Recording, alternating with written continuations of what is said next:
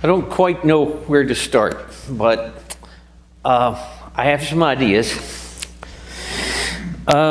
So let's talk a little bit about the book of Hebrews to begin with. The book of Hebrews was written to a group of Jewish Christians. We don't know where they were at, probably outside of Jerusalem. And they were considering, do I continue with Christianity or do I chunk it and go back to what I knew growing up? Now, this book was probably written before AD 70, possibly around AD 64, before the Neronian persecution intensified. And I'm speculating because in chapter 12, verse 4, I think it's verse 4, the writer says, they have not resisted unto the shedding of blood. So probably before. And this also points to the fact that it's probably outside of Jerusalem, because what happened in Jerusalem? Stephen was stoned. So that's a possibility. Some of that, like I said, is speculation. Some people will date it as late as 80 AD, but most seem to date it before AD 70. It was definitely written before AD 96 because Clement of Rome makes use of it in the letter that he writes. Overall theme of this book is Jesus is better. Jesus is better than the angels. Jesus is better than Moses. Jesus is better than Joshua. Jesus is better than the Aaronic priesthood and its sacrifices. The covenant that Jesus offers is better than the covenant with Moses and with Israel. So this is an overview, of the book of Hebrews. There's various passages throughout this book that have warned about abandoning faith. And the passage just before Hebrews 11:1 quotes an Old Testament passage. Actually, it quotes two, but the main part of that Old Testament passage is the just shall live by faith. Other versions may say the righteous will live by faith. That's a passage from Habakkuk chapter 2, verses 3 and 4. That passage gets a lot of play in the New Testament. It's quoted at least 3 times. Wait a minute. It's quoted in Galatians 3:11. It's quoted in Romans 1:17. And of course here, Hebrews 10:38. One thing that may have been discouraging these Jewish Christians, at least implied, is that Jesus has not come back yet. And so, hey, I'm facing all this stuff, and he promised to come. Where's he at?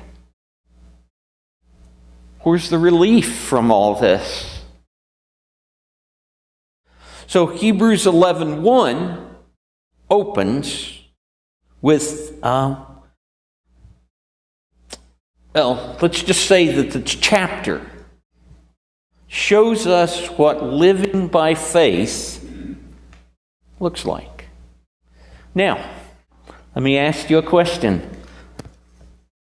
Do you find any of the characters mentioned in this chapter to be troubling?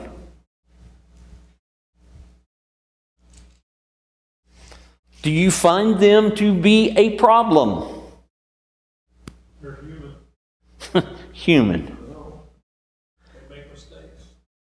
And some of them make very big mistakes. Would you say that, I got to be careful with the way I word this. Would you say that they're always models to follow? No. Okay, good. But there was something about them that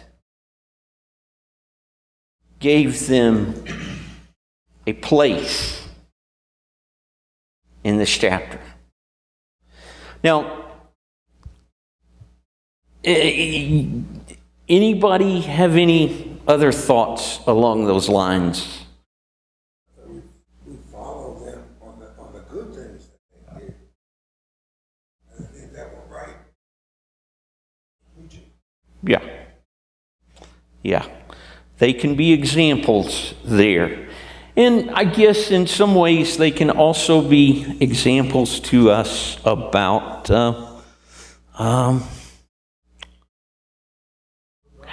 what not to do. There's something else that takes some Josh's list. Samaritan woman taught Jesus taught worship spirit. Mm-hmm. Yeah, absolutely. So I had some problems with some of the stuff that our book had in it, but hey, that's me. These are great people. And they all finished. Notice that word. They all finished in faith. No matter how messed up they look,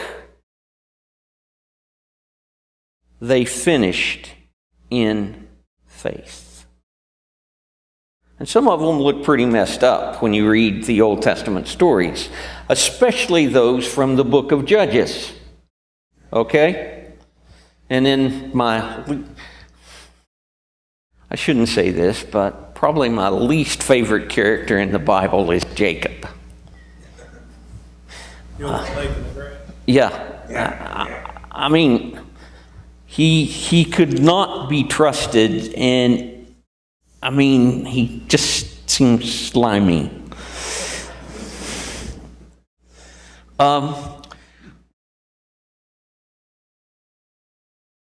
So, on page 6 in your book, in the second paragraph, more faith means a closer relationship to God. It means knowing God more intimately, trusting God more readily, and moving in the will of God more quickly. We've already talked about the fourth paragraph there a little bit.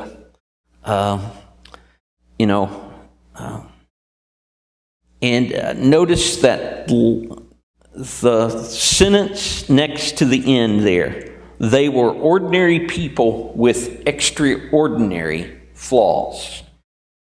And we need to keep that in mind. So, and also there's a point on page 7 that we need to take into consideration when we're reading all the Bible. We think in Western culture. We think in linear sequence for the most part.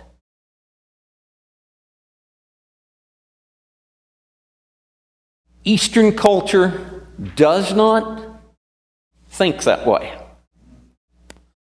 And so sometimes when we read the Bible, we read it through our eyes without thinking about how those people to whom it was first written would have seen it, how people in that culture would have seen the stories. And that makes it different for us. So, okay. Any questions, thoughts up to this point? Look at the equation that he puts on page 9. Faith equals know, trust, and move. Know, trust, and move. Let's look at the first 6 words. Well, first of all, before we start that, in the text of Hebrews 11, there are at least 16 names mentioned. And pretty much it takes you through the whole Old Testament. You have the creation in verse 3. Then you have Abel. You have Abel, Enoch, Noah, before the flood. Then you have Abraham, Isaac, Jacob, Joseph. The call of Abraham from Genesis 12 through Genesis 50. The next character that you have is Moses.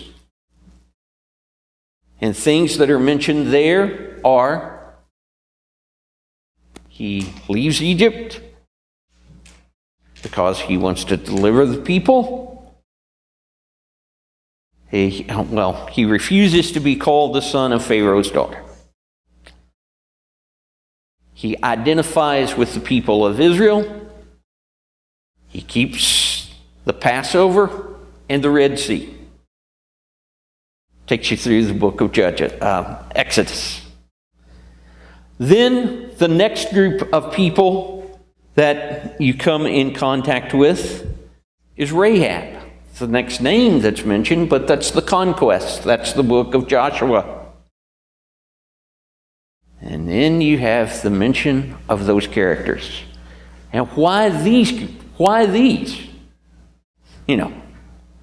Barak, Jephthah, Samson.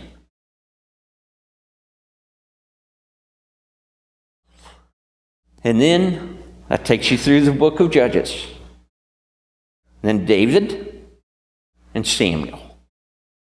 David and Samuel are representative of the kings, and Samuel is representative of the prophets.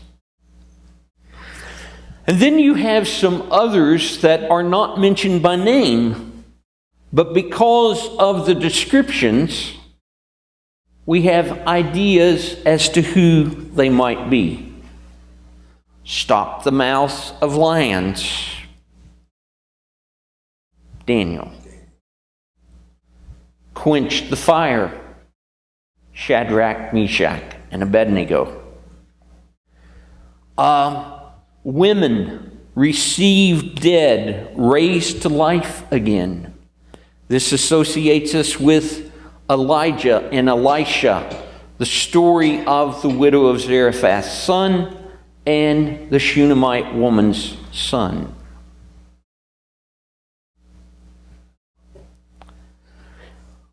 Verse 35 mentions somebody that was tortured, and that may refer to 2 Maccabees chapter 7. Now, you might associate it with somebody else, but that story there is a woman and her 7 sons. They're brought before a Greek official.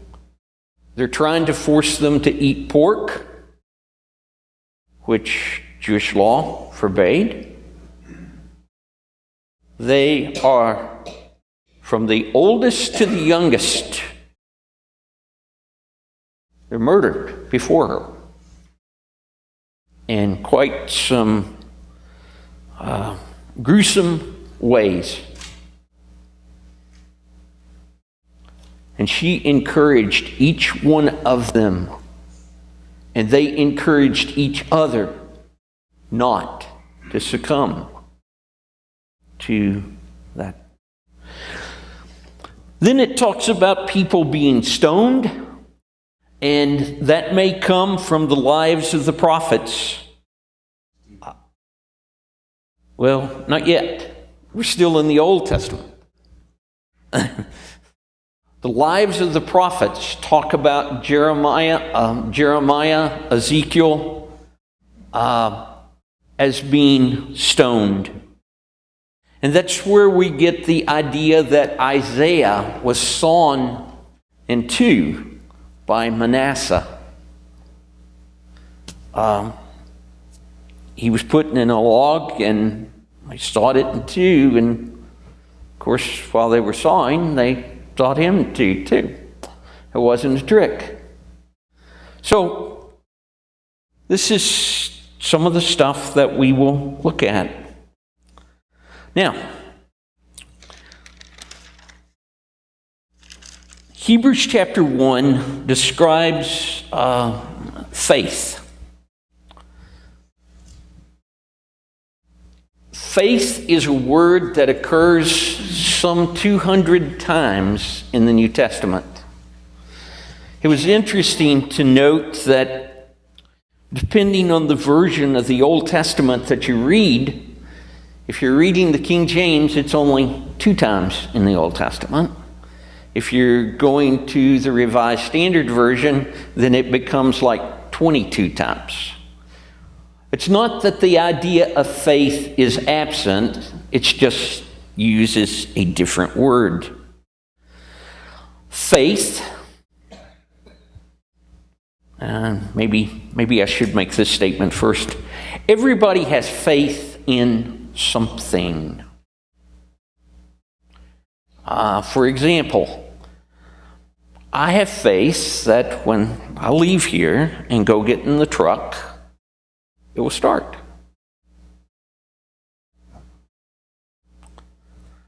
And that I have some, maybe not much, but some capability of driving.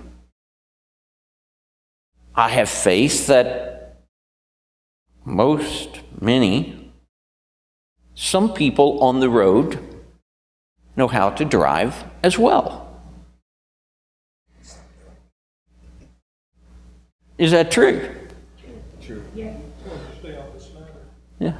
Well, that's where I drive a lot. If this chair, I believe that if I sit down in that chair, it will support me. So everybody has faith in something. You may have faith in a job. You may have faith in your ability. You may have faith in science. But you have faith in something. And sometimes religious faith, and part of this idea comes from the existential thinkers, that faith is a leap in the dark without any supporting facts for that belief. That's a subject that's bigger than me. But like I said, faith is a word that occurs in the New Testament over 200 times. It has several meanings. Mainly, trusting, believing in God, as in Mark 11:22. Trusting, believing in Jesus, Luke 7, Colossians 1:14 are just examples. Another way it's used, it's a body of belief, like in Jude 3.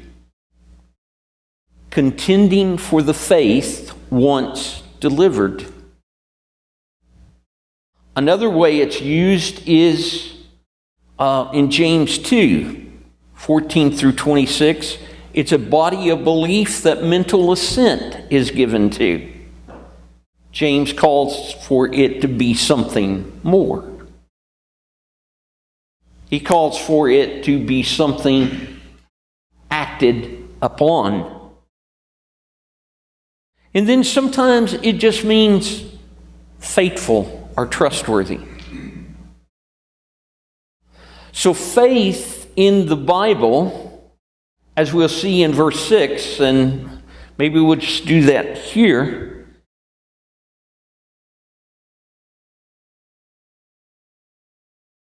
Verse 6, it says, "He that comes to God must believe that he exists, and that he is a rewarder of those that diligently seek him."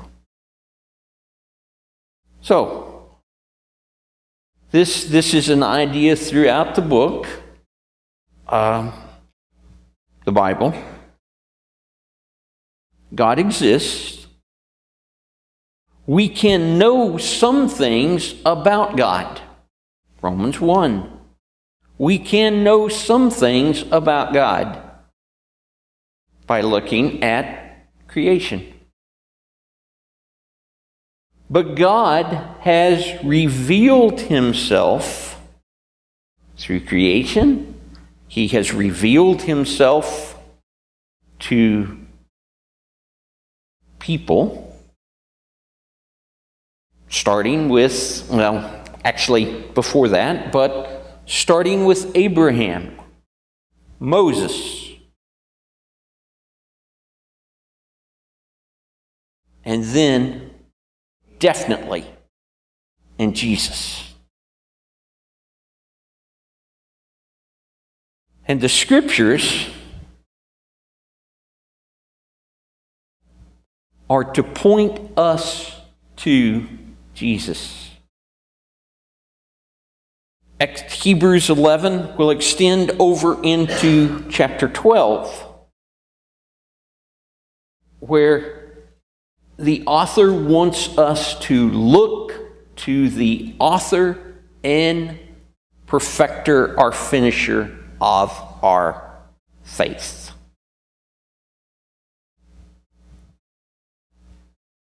So,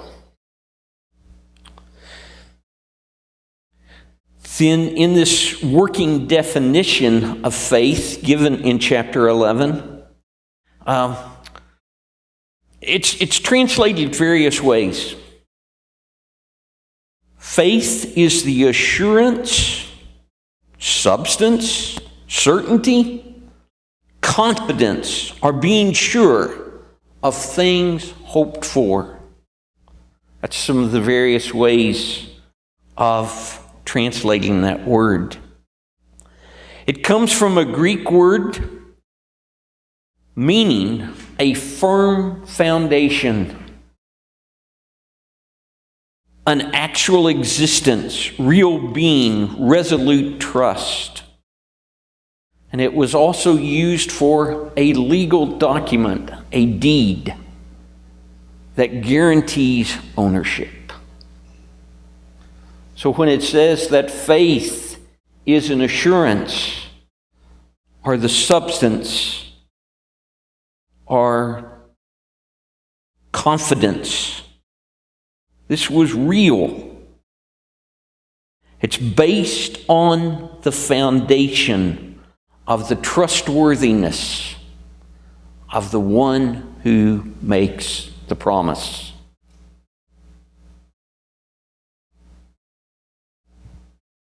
It's based on the trustworthiness.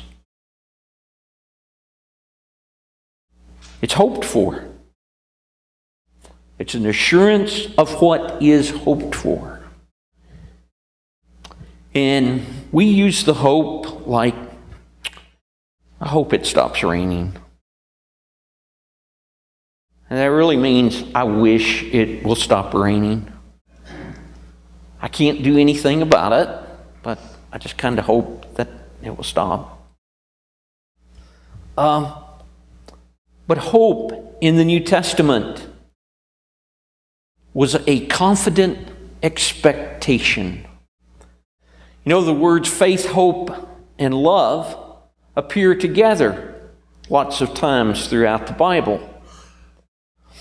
In, I think it's 1 Corinthians 13, Paul will make the point that there will come a time when you will no longer need faith. You will no longer need hope, but love will remain. You no longer need faith and hope because you have the reality. And some of the things that we hope for as believers is the blessed hope, the appearance of Christ, the resurrection of the dead, that all things will be set right, the new heaven and the new earth, the end of sin, sickness, and death. That's the hope. We'll be in the presence of God. Conviction is another word that was there. It's evidence, proof, assurance of things not seen. And this is a Greek word that often refers to an argument or a case being made. Faith is the argument for what has not been yet seen. It doesn't prove something not yet seen, because if it proved it, it would no longer be faith. It would no longer be hope. It would no longer be unseen, because you would see it. The only one who can make the unseen seen is the one who promised it. And that's God. So by faith, the ancients gained approval. They gained approval. What did they have faith in? Or who did they have faith in?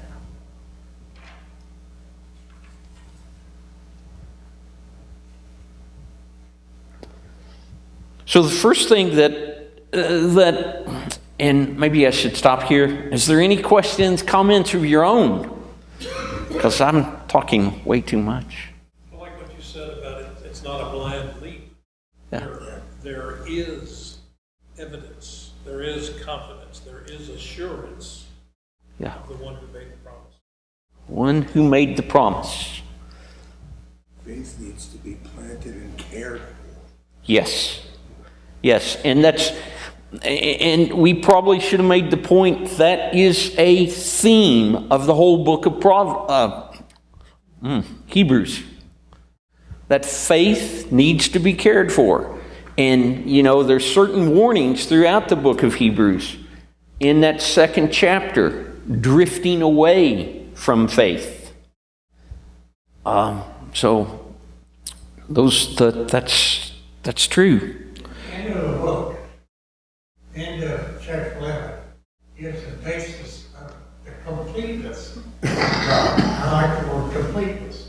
Yeah. No other completeness than the blood of Jesus Christ and what He did for us. The promises were all there, they were all kept. It wasn't because of imperfection, it was because of perfection in their belief of faith.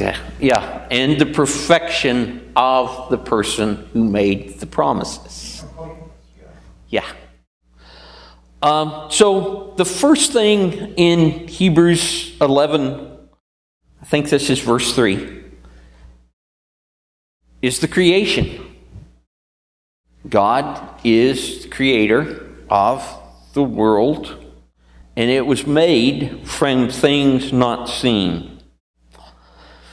I have a little bit of science, and I know from study that there's atoms, and atoms are made up of neutrons, protons, and there's another part, protons, neutrons, electrons. Thank you. So these things are unseen. And let me make this statement. The Bible is not a science textbook. It's not. We're not told how God did creation. We're told He spoke and it was.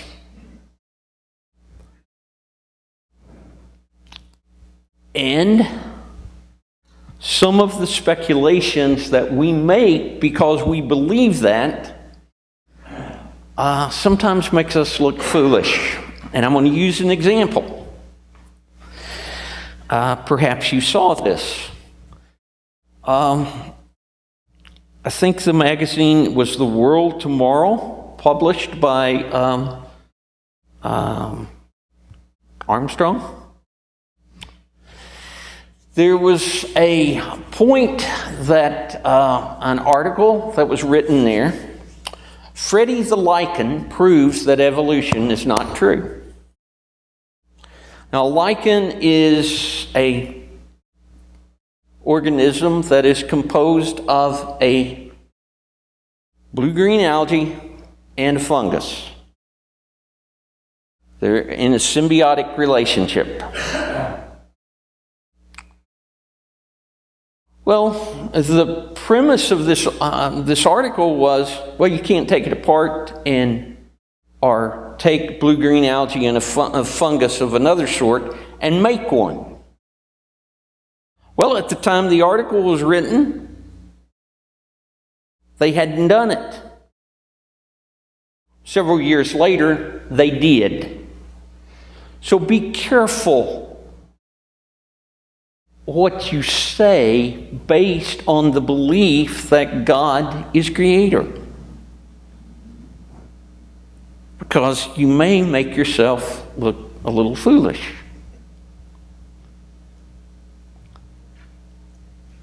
By faith, the ancients were approved. They believed in creation. That's the first place that God reveals Himself. In Romans 1, we're told that you can know something about God because of creation. But the problem there is they suppressed it. The next example is Abel. He offered a good sacrifice. And caution here, be careful what you do with Hebrews 9:22 and Leviticus 17:11 and Romans 10:17 when you're talking about Abel. Romans 10:17 says faith comes by hearing, and hearing by the word of God. Hebrews 9:22 says that there is no atonement without blood. Hebrews 17:11 talks about atonement and blood. How did we apply all of that to the Abel sacrifice? He offered a lamb. Yeah, but why? How do we know? We don't. We're making an assumption. I'm making a big assumption, I think. The best assumption is it was offered in faith. It was the best that Abel had. It seems from the story in other passages, Cain just brought something. Okay. And then, of course, the last one, Enoch. If you look at the obituary column in Genesis 5, Enoch is different. Enoch is 65 years old. He starts walking with God after he has a son, Methuselah. He walks with God 300 years. And then he's not, because God took him. He is a picture. He is a picture of what happens in 1 Thessalonians. Those who are not dead, but are caught up when the Lord comes back. Okay, I talked too much.